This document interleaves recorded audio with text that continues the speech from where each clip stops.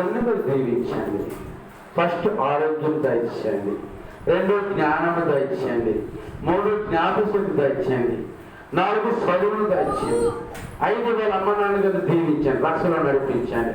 వచ్చిన పిల్లలందరినీ మీరు ఇంతవరకు ప్రభా స్పాన్సర్ చేసిన కోటి వారి ఫ్యామిలీ, అప్పలజూర ఫ్యామిలీ దీవించండి, సొంత బంగారు ఫ్యామిలీ దీవించండి, ఆదిబాబు వారి ఫ్యామిలీ దీవించండి, మా ఫ్యామిలీ కూడా మీరు ఆస్వాదించండి. మా సంఘస్థులందరూ పురుగొరపండి, దీవించండి.